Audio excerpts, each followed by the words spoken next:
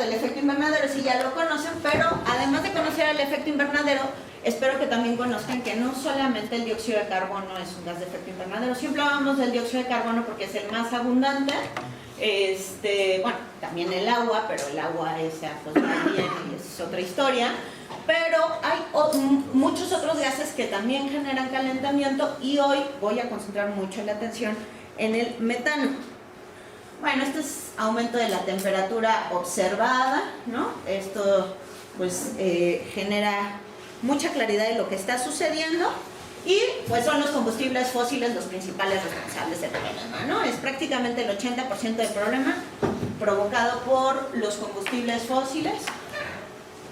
¿Sí? La extracción de hidrocarburos genera emisiones, algunas veces visibles y a veces no visibles. Esto fue una ida que hicimos en Poza Rica. Yo no sé si alguien de aquí tiene el gusto de conocer Poza Rica. Poza Rica es una ciudad que creció alrededor de pozos. Es impresionante porque la gente va a correr, a rodear pozos y cosas así que realmente pues es bastante escalofriante.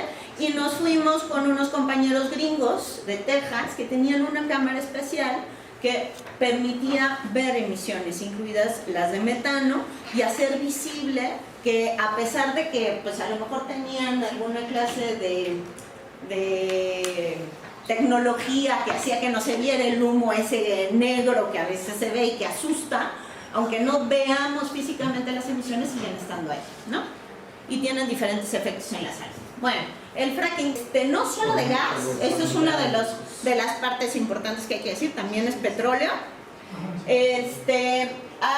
Se hace un pozo primero vertical, luego horizontal, se introduce a presión millones de litros de agua combinado con arena y con químicos. Es arena de sílice, que no sé si han escuchado alguna vez una cosa bastante escalofriante que se llama silicosis. Bueno, pues la arena de sílice es responsable de esa enfermedad mortal. Y también, bueno, se mezcla con un montón de químicos, muchos de ellos tóxicos.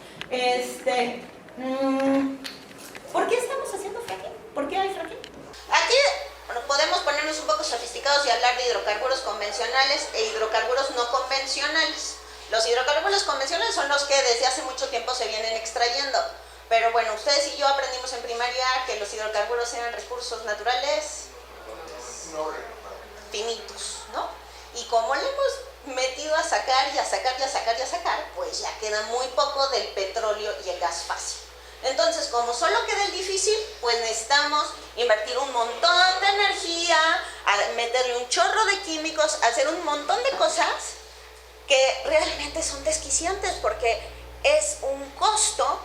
Ya no hablemos del ambiental, es incluso un costo económico demasiado alto para lo poquito que se saca. Incluso un costo en hidrocarburos, porque usamos hidrocarburos para sacar hidrocarburos, ¿no? Entonces usamos hidrocarburos para sacar a lo mejor otro tanto, ¿no? Pero realmente cada vez rinde menos y los daños son más grandes. Ahora sí. Bueno, entonces, uno de los grandes productos del fracking efectivamente es gas natural, también es petróleo. Voy a hablar del gas natural porque este es el que es metano, ¿ok? Es 90% metano. Y la conversación del metano es una conversación que estaba bastante olvidada, bastante dejada. Todo el tiempo hablábamos de dióxido de carbono y nadie hablaba de metano. El gas se quema de una manera más eficiente. Y como se quema de una manera más eficiente, pues se dijo, pues es limpio, ¿no? Pues sí, porque cuando se quema, cuando genera energía con ese gas, hay menos emisiones de dióxido de carbono. Entonces le pusieron ese adjetivo de limpio. No tiene nada de limpio, también emite dióxido de carbono, pero además de emitir dióxido de carbono, tiene una gran cantidad de fugas en el transcurso de su extracción, de su procesamiento.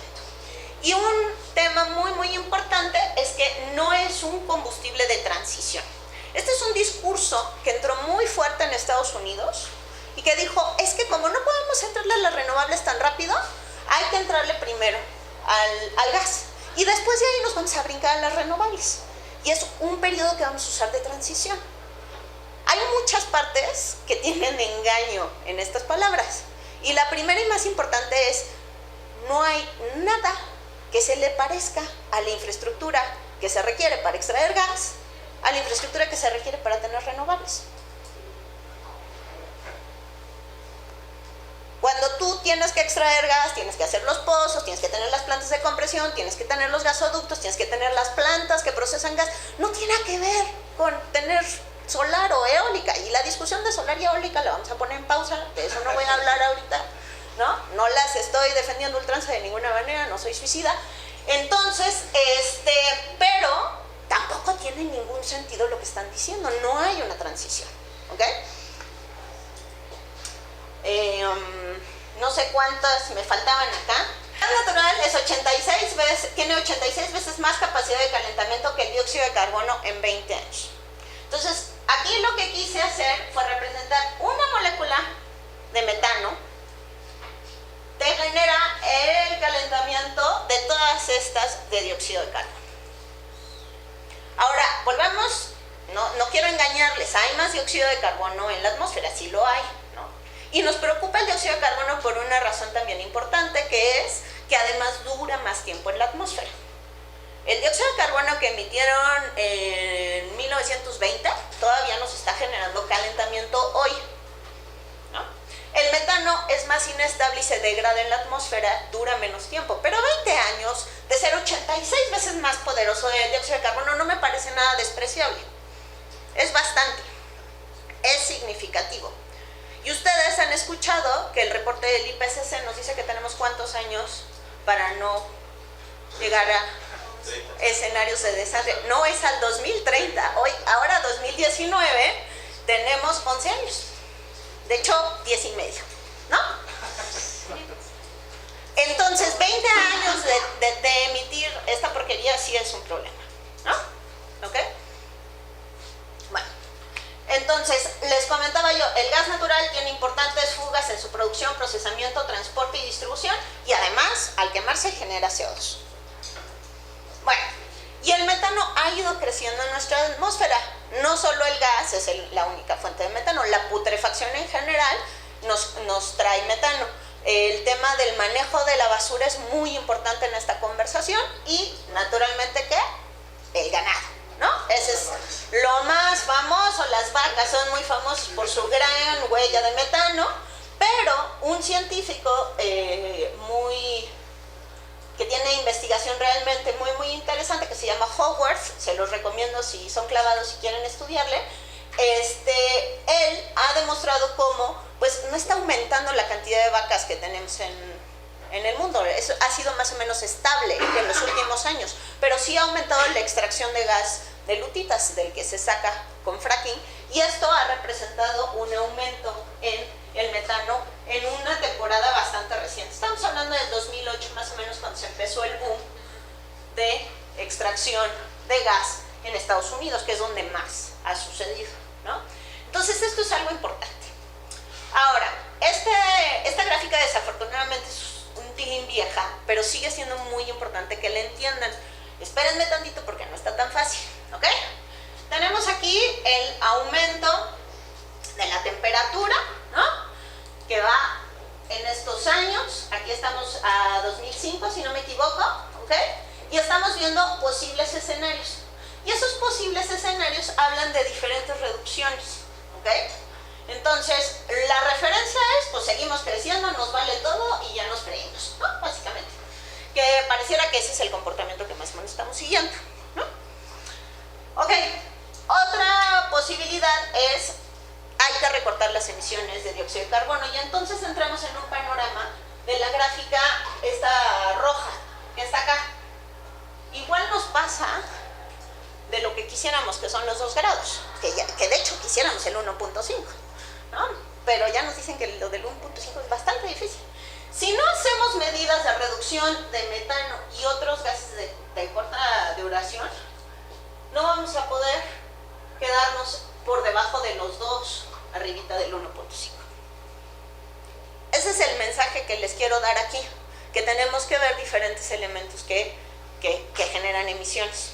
Y que el gas no puede ser parte de la matriz energética a buscar. Y que nuestro gobierno sigue buscándolo, ¿no? Ahora no el de Texas, ahora el de acá, pero lo dicen, no lo dicen, como que es complicado, ¿no? Porque algunos dicen que sí quieren fracking, otros dicen que no, el presidente sigue diciendo que no, pero la reglamentación, todas las leyes lo permiten y se está realizando, ¿ok? Bueno, estos escenarios a lo mejor ya los conocen, pero pues son los grandes contrastes de lo que podemos tener con un mundo de 1.5 grados a uno de 2 grados, ¿no? Evidentemente esto es lo más horrible y escalofriante, ¿no? La pérdida de los arrecifes de coral es, pues se me sigue poniendo la piel chiquita cada vez que lo digo. Acá tenemos la esperanza de mantener algunos arrecifes de coral acá y les decimos adiós a todos, ¿no? A lo mejor en un laboratorio tendremos algunas muestras, pero no tendremos ecosistemas, obviamente, ¿no? Y los arrecifes de coral son mucho más que los corales. Son una cantidad de vida marina que vive de esos arrecifes, ¿ok? La liberación del hielo en el Ártico, imagino que han estado viendo que se está quemando Siberia. ¿Lo han visto? Sí. Hay unas imágenes bastante espantosas de la cantidad de incendios que hay ahorita en Siberia. Se está quemando, estamos teniendo escenarios de cosas que los científicos se imaginaban que iban a pasar en 2090. Bueno, pues con 1.5 grados se liberaría de hielo el Ártico una vez cada 100 años, pero con 2 grados esto pasaría cada 10. Y yo ya no sé qué tan correctas son estas precisiones, porque son del IPCC, y acuérdense que dentro del tema climático el IPCC son los más conservadores. Son los que lo tienen hiper verificado, clarísimo. Esto es, digamos, lo mínimo de los peores escenarios. De hecho, dicen que ahorita estamos a 3.5. Bueno, es por cómo seguimos emitiendo, ¿no? Bueno, y aquí esta es una infografía que les traje, que les puedo dar físicamente, que pueden encontrar en nuestra página para pues difundir este tema del metano, del dióxido de carbono y del cambio climático. Y bueno, esta la hicimos cuando todavía estaba Peña, ya le editamos y le pusimos a un nuevo monito, pero el gobierno mexicano sigue proponiendo hidrocarburos, ¿no? Eso sigue estando ahí, ¿sí? Bueno, los movimientos contra el fracking. Este tema de que el gas era limpio fue un problemón, porque hizo que algunas ONGs ambientalistas grandes no lucharan contra el fracking y se tragaran el discurso de que era limpio. Esto sucedió por varios años, ya no, ya cambió, pero esto sucedió por varios años, particularmente en Estados Unidos. Realmente la resistencia surge con afectados y afectadas en Estados Unidos, ¿no? Gente que se queda sin su agua, gente que se queda sin su terreno, gente que se queda enferma, ¿no? Y bueno, algunos países en Europa rápidamente entienden de qué se trata y empiezan a trabajar por la prohibición. Y de manera muy interesante, Bulgaria y Francia la logran y la sostienen, y muchos otros países tienen prohibiciones de diferentes condicionantes, pero bastante buenas. El único país que ahorita de manera muy activa está promoviéndolo es Inglaterra. Inglaterra, a pesar de que está ya prohibido en Escocia, o sea, ahí el Reino Unido. Yo nunca he entendido cómo se maneja eso, pero bueno, el asunto es que en Inglaterra sí se está haciendo, en Escocia está prohibido. En París, muchos movimientos contra el fracking nos encontramos para destacar esta conversación del metano. O sea, era una agenda muy clara decirles a los tomadores de decisiones, esto no es una posibilidad, esto no puede estar dentro de la agenda. Y pues ahí hubo unas buenas reuniones interesantes, porque iba con este objetivo muy claro de colocar el fracking como una problemática importante, ¿sí? Pero lo que decía Rodo, y Rodo tiene toda la razón, o sea, la motivación para la movilización de las comunidades generalmente es la defensa del agua y del territorio. ¿Por qué? Porque es lo tangible, es lo directo, es lo que está más sentido ahí, ¿no? La conversación de cambio climático es mucho más difícil. Si nos ponemos a platicar con la gente, evidentemente que han sentido el cambio climático, la gente te lo platica. critica, cómo cambiaron las lluvias, cómo la cosecha ya no responde igual, ya no se sabe, mucha mayor incertidumbre. Eso lo saben, lo conocen, lo entienden, bueno, no sé. O sea, lo perciben de manera directa, ¿no? Porque además es una cosa que pues ni nosotros podemos del todo entender, ¿no? Es demasiado multifactorial, ¿no? Pero ¿cómo se articulan esas conversaciones a una lucha más global? Eso es un gran reto. Eso yo no, o sea, yo creo que esa es la pregunta que tendremos que estar haciéndonos, ¿no? O sea, incluso las organizaciones que están luchando en el territorio contra los hidrocarburos, su motivación es esa, el agua y el territorio, ¿no? Esta es la Huasteca Potosina, donde han hecho una movilización fenomenal, compañeros y compañeras de por allá de la Huasteca. El corazón de esa lucha es la defensa de la tierra y del agua, y eso está perfecto también, porque, bueno, pues es muy tangible, pero desde mi perspectiva sería un beneficio que ayudaría a todos, tanto a los movimientos locales como al movimiento internacional que está buscando frenar la crisis climática, que hubiera una conversación más articulada, ¿no? Porque tienen todo que ver, ¿no? Pienso en las luchas contra los gasoductos también, ¿no? Las luchas contra los gasoductos también son una lucha de defensa del territorio, de defensa de la cultura, de los derechos indígenas, pero no hay una conversación de hidrocarburos. En Chihuahua, por ejemplo, en la Sierra Tarahumara hubo una organización que dijo, no, por aquí no quiero el gasoducto, y se organizaron, y no pasó por ahí el gasoducto, pero le dio la vuelta, ¿no? Entonces, qué bueno que no pasó por ahí el gasoducto, ¿no? Para ellos fue importante defender ese espacio del territorio, pero el gasoducto ahí está, y sigue promoviendo este modelo de los combustibles fósiles. Entonces, creo que esas preguntas más difíciles de cómo le hacemos para articularnos mejor, para estar hablando en un idioma donde nos sirve entendernos mutuamente, ¿no? Donde valoramos que las luchas territoriales efectivamente son una contribución directa a esta lucha por detener la crisis ambiental, ¿no? Y al mismo tiempo ayudamos a que estas luchas se articulen en la conversación, teniendo mayores elementos de qué significa esta crisis, ¿no? Yo no lo sé, o sea, creo que lo estamos construyendo sobre la marcha, ¿no?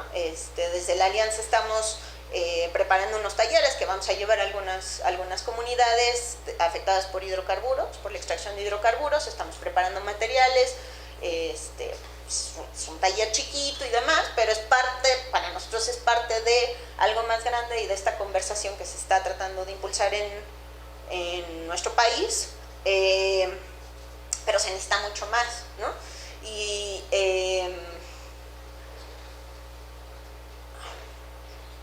esta parte de cómo se comunica el cambio climático, la crisis climática, creo que es parte de la conversación que valdría la pena tener en espacios como estos, porque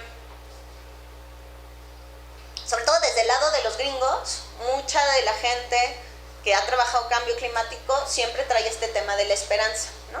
Y si ustedes habrán escuchado a Greta en más de una ocasión, pero en su ponencia de TED lo explica con mucha claridad: yo no vengo a ofrecerles nada de esperanza. ¿Cuál esperanza? ¿No? Ni volteen a ver la esperanza en mí, ¿no? O sea, esto está de verdad grave y no lo están viendo y no están actuando de manera acorde. Y me parece que Greta les puso en la cara es que es la manera en que están comunicando, no están llegando a ningún lado tampoco, ¿no? O sea, yo soy una persona llena de contradicciones como todas las demás, pero muchas veces soy muy positiva, pero me parece que no podemos, por el miedo, dejar de hablar de la gravedad de este asunto. O sea, la viabilidad de la humanidad sí está en juego.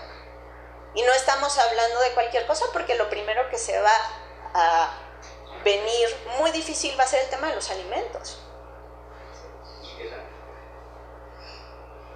El agua. Son un montón de elementos, pues, ¿no? traduce en algo que empodera. Porque lo que no queremos es que todos nos vayamos llorando a nuestra casa y, ¿no?, a ver los incendios de Siberia y sí lloremos, porque sí hay que llorar, o sea, hay más de una razón para llorar, pero después de ese llorar, ¿qué vamos a hacer? ¿No? O sea, porque sí hay un luto aquí que vivir. Una vez que lo entiendes, tienes que vivir un luto y lo revives, ¿no? Cada noticia que te enteras, ¿no?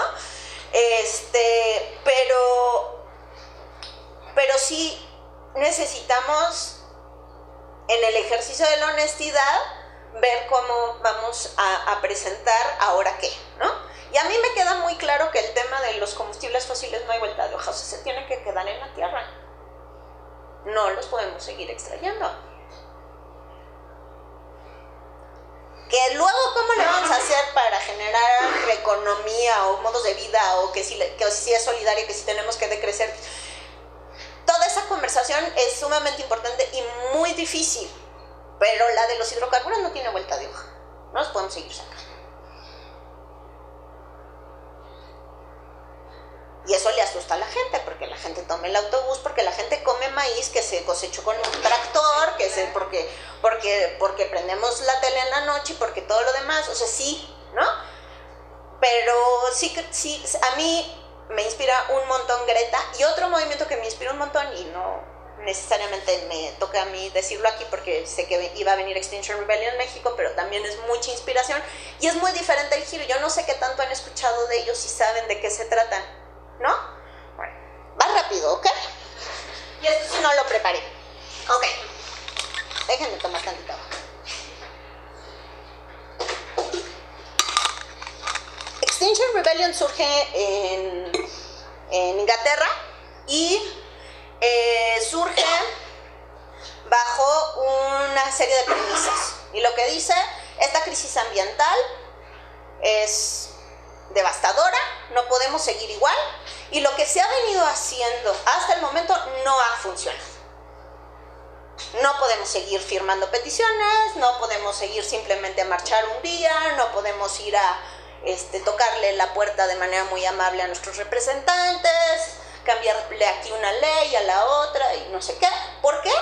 Porque los cambios tienen que ser tan radicales que ningún político en su sano juicio los va a implementar. Esa es la premisa número 1. ¿Okay? Entonces lo que ellos hacen es una serie de demandas y dicen, la primera demanda a nuestros representantes es decir la verdad de la crisis, porque la verdad es que aunque ya no haya tantos negacionistas, sí hay un tema de negar la gravedad, de negar que podemos seguir viviendo como lo hemos estado haciendo hasta el momento. ¿Por qué? Porque no sabemos cómo lo vamos a hacer de otra manera, ¿no? Esta crisis de creatividad que tenemos, ¿no? Entonces, demanda número 1, decir la verdad. Demanda número 2, declarar la emergencia climática y actuar acorde con esa emergencia climática. Y aquí es donde se pone muy interesante. Una vez que se haga eso, lo que ellos están proponiendo son asambleas ciudadanas, y las asambleas ciudadanas tienen un formato particular, porque no son las asambleas de los movimientos, ni de los estudiantiles, ni los de base, ni de ninguno de esos que ustedes y yo conocemos. No. Las asambleas que ellos están proponiendo se componen un poco más como un jurado, de manera aleatoria, con gente que se dedica a la panadería, a dar clase, al sacerdote, a yo qué sé, y a juntarles, darles la información de las opciones, y a que tomen decisiones vinculantes de lo que se realiza. ¿Ok? Que si eso está bien, que si eso está mal, que qué decisiones van a tomar, pues quién sabe.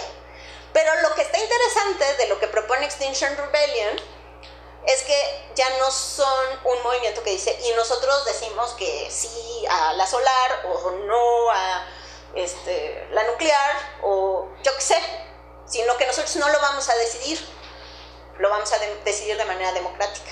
Entonces es interesante, ¿no? Yo no sé si la compran o no la compran, yo no vengo a venderla. Entonces eso es. Pero la otra parte de Extinction Rebellion, que es muy interesante, es la parte disruptiva. Entonces lo que ellos han estudiado es cómo los movimientos han logrado cambios. y los movimientos de resistencia civil pacífica. ¿Por qué? Porque la violenta muchas veces te genera otros cambios y otras posibilidades que no necesariamente son el cambio que originalmente querías, y porque además tienen muchos costos, ¿no? Costos de vida, ¿no?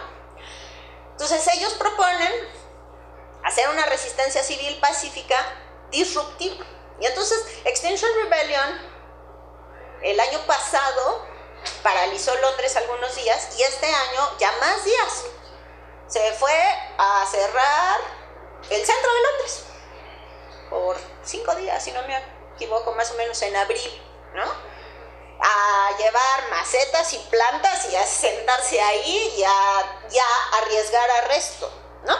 Ahora, claro, te arrestan en Londres, no es lo mismo que te arresten en Guerrero. No es lo mismo, ¿no? No es lo mismo. Y ellos admiten que no es lo mismo y que no están pidiéndole a nadie que arriesgue arresto que no quiera hacerlo, pues, ¿no? Y que son...